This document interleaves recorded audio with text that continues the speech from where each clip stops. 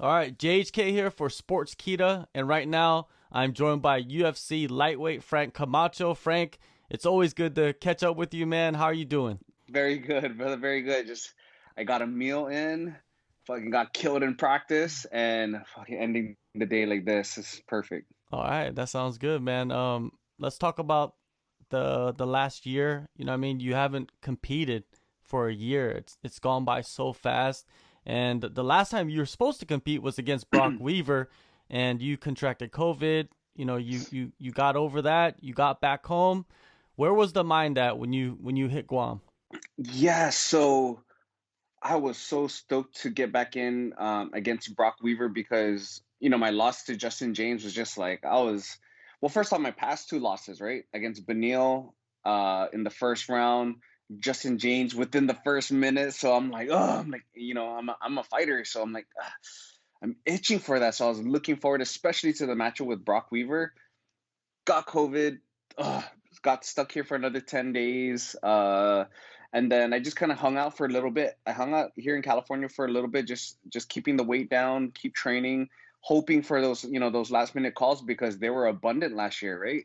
And that just didn't pan out. Went back home, enjoyed the holidays, and was trying to get a fight like earlier in the year. But and then, there's just so much things happening. I had a new baby girl. She's 2 months old, and finally we're back out and we locked something in the summer. But yeah, it's crazy. It's been over a year, dude. Yeah, it has. It has. But you've been busy, man. It's not like you just been sitting around, doing nothing. Like you just said, you had a new baby, I believe in early March, your first daughter, Yeah. man. Are you gonna keep having kids? Because that's your third one, right? Oh man, I'm done, dude. I I I spoke to the wife. So it's so funny because I was just telling Coach Colin. He's a football guy. He played football, and I was like, damn, Coach, man, we were man to man, but now we're freaking playing zone. Yeah. We got three kids. You know what I mean? So I'm just really blessed, man, that the kids are good. And the brother, even though I have a 5-year-old and a 3-year-old, the wifey is saying that my 5-year-old, he's really stepping up to the plate, being helpful, and it's fucking crazy, dude. Holy Mhm. shit, these are like little human beings growing up. Mhm. I guess, stepping up to the plate, being the man of the house at such a young age while you're gone, right? Yeah, yeah, it's crazy. Like I'm having this conversation. And I guess it's just a very typical thing to say, right? Like, hey, Franklin, it's my oldest son. You're the man of the house now. You got to make sure you take care of mommy, Rocky, and your baby Sissy. And he's like, oh, yes, sir. And it's so cool. It's like, wow, how responsive or just they're just really just really good human beings. Or just human beings in general are just phenomenal. Yeah, yeah, and like you said, being a good human being, I think that's what your goal is raising a child because I have a daughter myself and that's all I want, man. I just want to have a good Yeah. human being that I could be proud of. I don't want like a scientist, like Asian families, man, Yeah. like they have Yeah. expectations. You're a doctor Yeah. or scientist or yeah, Yeah. It's crazy, man. But hey, it's good that the family's healthy. Everything's going good. And also, I saw that before you even had the baby, you participated in this 24-hour like run walk thing for the Oh, homeless. yeah. Man, like how did that Yeah. all come together? Dude, so okay, on the selfish side of that walk, right? I wanted to do something to challenge myself. Maybe, coming to think of it now, I had a fight. I was so pumped for September that didn't pull through. I was trying to get a fight like around after Christmas, that didn't pull through. So I was like, you know what, I want to challenge myself. I was like, let me try to. No one's really said it, but I want to walk out, walk and trek and run across freaking Guam the long way. And so I was gonna do it on my own, by myself, no food, no water, and only can take it by donation. But I was like, you know what? I could get two birds with one stone. I listened to an interview of a homeless guy, a homeless veteran, on Guam, man, and it just moved me. Just like all the misconceptions of like people experiencing homelessness and this is during COVID, so it's even more drastic, right? So I was like, let me. Again, I'm super super grateful that MMA has given me this voice, right? and has enabled me to continue to do great things. And bro, that shit was hard, dude. Yo, like mad respect to marathon runners. I mean, I did a total of 50 miles, but uh, uh, mad respect to marathon runners, ultra marathon runners. Bro, it's probably one of the hardest things that I've ever done in my life. Yeah, it looked like it, man. 24 hours is no joke. It's like some David Goggins type shit. Yeah, dude, it's crazy. Like Goggins, dude, will like run that thing the whole Yeah. time, bro. My feet halfway through, I couldn't. I had to fully untie my shoes because my feet were swollen. Mm. You know what I mean? It was just, it was not. It was a great experience, and it was good. I got to mentally push myself, and stimulate myself, during that time. You know what I mean? So I was like, and got it out of the way. Yeah, yeah, for sure. And you stayed in shape. It allows you to stay in shape in a different way. I see you did a lot of workouts at home. You were busy like trampolines and zip lines and all, like man, your kids are so lucky to have a dad like you to build all that stuff for them, you know what I mean? Man, it's so funny because the wife and I always talk about like, man, I think we're just building it for ourselves. These are the things that we wanted as kids. So it's so funny, man. My boys, or my oldest son, is kind of like, hey, do you want to go on the zip line? He's like, nah. I'm like, no, what the heck, dude? Come on, man, let's do it, And I'm like, okay, whatever. Okay, let's get a trampoline, Okay, let's get the trampoline or let's get the zip line to freaking jump into the trampoline. Fucking wilding It's out. all But good. it's yeah, just staying busy, Mm. and if anything, what I picked up a lot, especially during COVID, after I got COVID, was like endurance shit, Mhm. like cycling and distance running, and um yeah, bro, that stuff is like, hats off to like Nick and Nate Diaz, bro. That shit triathlon stuff is fucking hard, dude. Well, it's beneficial for your occupation though. Oh yeah, for sure. Especially for like the Diaz brothers, right? They're long and they're lanky, and they just can keep that pace and that whatever, you know what I mean? So, oh, for sure. Like for me, I find it beneficial on the physical side, but man, more so on the mental side. How was the training over on Grom? You got Rocky Martinez with his squad. You got Trevin Jones out there also. I seen Yeah, you out there training with them from time to time. How was it? good, man. We have a good squad, and we're able to. Rocky's a little big for me, but I try to jump in with them on the hard like Greco days, because they're just big. We call them, they're the heavy hitter crew, Yeah. Just go in there and just pummel with them and pummel with them, and it's just so, like, man, I'm a 55er, and it's just like, oh god, oh, it's wearing on me. So, and then I jump in with Trevin and Kyle Uggan and all those guys. I'm like, god, these guys are so fast. So it's good, man. Very good balance, and we had a good crew going on. That's good, man. That's good. Now they book you with Matt Frevola. This was a fight that was supposed to happen in 2020. I'm glad you got this fight because I feel like this is a great matchup for both you guys. Second time preparing for him. What has changed in your camp this time around? Nothing really, because um I guess, Coach Oyama really has me building on my style, and building, just seeing the way that, he's doubling down on my strengths, and of course I'm here working on my weaknesses, right? But if anything, bro, I'm just excited to fight a righty. I mean, if he switches stance, oh, it's okay. Like I'm used to fighting lefties, but I'm so excited to fight a righty. An or the technical, the orthodox guy. And and and then also too, he's where I really feel that he's gonna, it's the matchup that I need. Like he's gonna, like, the way I look at this is like, whether I show up or not, right?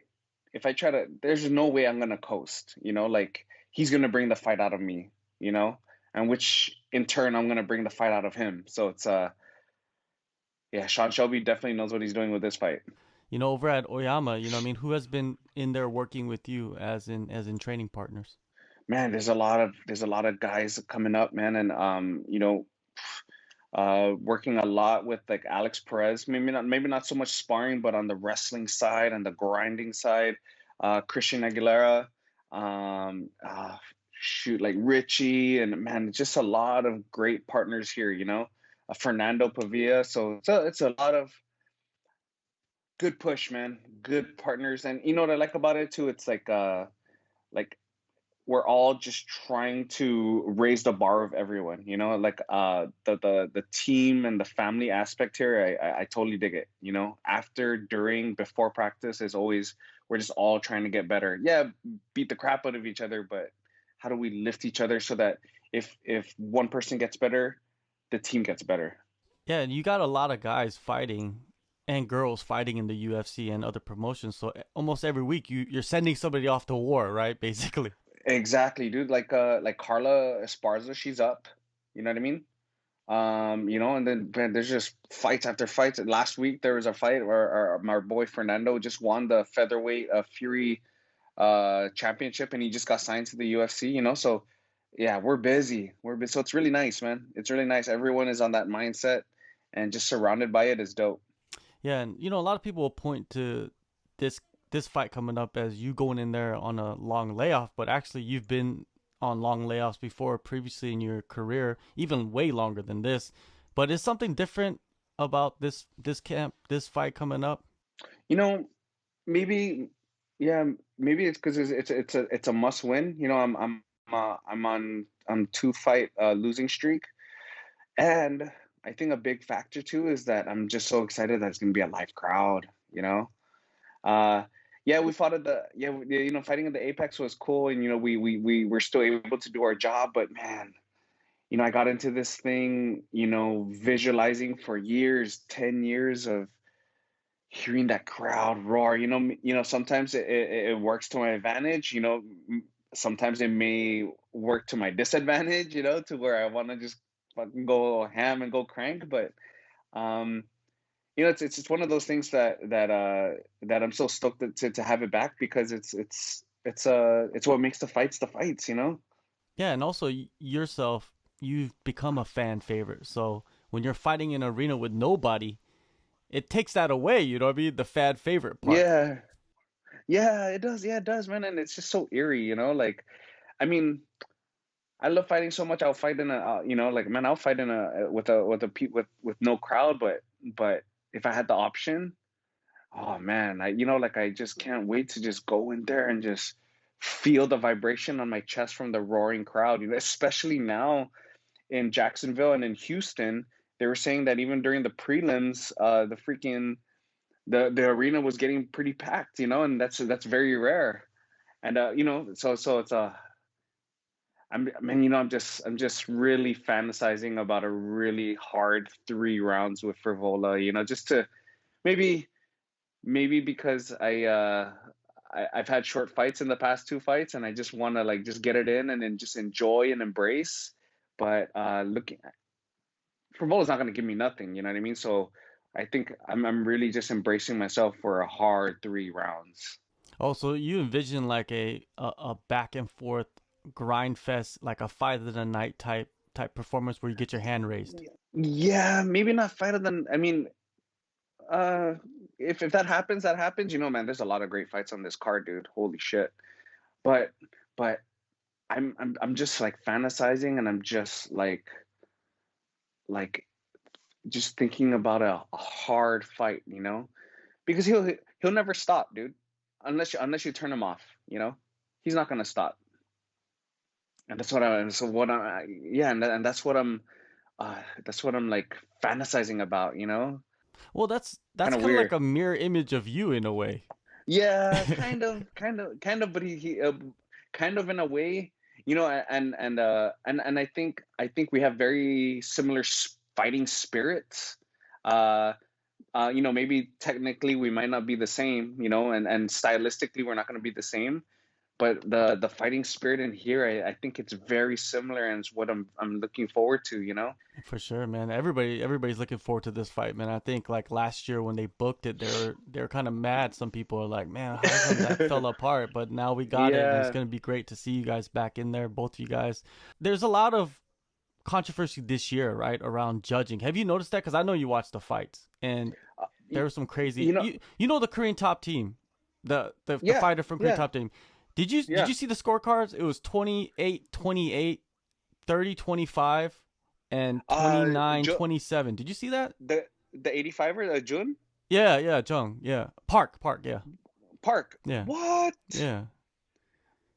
Dude, wow, I just got goosebumps. That is crazy. And where they fought in Apex. Florida, right? They Oh, fought in did the they fight at Apex. the Apex? Man, it's so what's so weird, bro, that you mentioned that is that I feel that judging is slightly changing for some reason. I mean, the Houston card, fuck. I mean, I don't mean to talk shit, but Texas judging has always been funky. Just look at all their fights in Texas. You know what I mean? Like what? How the heck was that a 29-28? You know what I mean, or whatever. But or example, the Lando Venata fight. How did they give Grundy 30-27? I did not see that. You know, it's like, man, are they just guessing, or are they just don't favor wrestling? I don't know what it is, right? But now we're getting into the talk of a 10-9 system, or so it's just getting the round by round system. Yeah, it's getting kind of wild. And then also too, like, are people like, now it seems like the stock of the takedown isn't so much anymore, or is it? You know what I mean? So it's like scary. Yeah, and it's scary in the sense of that could be the determination of you getting paid half. You know what I mean? And a half is a lot, dude. Dude, livelihood. You know what I mean? Half is that's extremely important amount of money, dude, for every fighter. Yeah, And bro. also the Yeah, like, trajectory of your career could be changed. A lot of people talk about that too, you know what I oh, mean? yeah, bro, big time, big time. And like, not only, maybe let's say I do dominate a guy, and they give the decision to him. Maybe the matchmakers would be like, okay, whatever, it's we the judges fucked up, okay, Frank, we'll give you your pay, but yeah, the loss or whatever. But it's still mentally, it's gonna mess with the fighter, with everything. It's just but then again, it's the life that we choose, right? And I just hope that they continue to build and get better at it, because it's the sport is growing more mainstream and a lot more money involved. And um it would just suck to see bad judging, and it would just really kind of discredit the sport, to be honest. Yeah, that's you put it exactly right. It's the bad judging will discredit the sport. So hopefully Yeah. they fix So it and get yeah, it. yeah. So like my father-in-law is a huge sports fanatic, right? Understands sports, everything, right? Golf, baseball, basketball, football. It would be doing the bad judging would be doing him a disservice if he's getting trying to get into mixed martial arts. You know, he wouldn't understand. Like, okay, I didn't get that. Like, as a sports head, as a sports fanatic, so you're doing fans a disservice by doing that. Not only just the fighters. Yeah, and I hope they listen to the fighters and the coaches when they do complain and put in like appeals, because they need to, man. They need to start listening to Yeah, because that's who it I affects the most. It doesn't affect the judges, because the judges get paid and they walk off into the sunset. yeah, man. Most of the time, I remember watching a UFC where Dominic was saying like, "Whoa, man."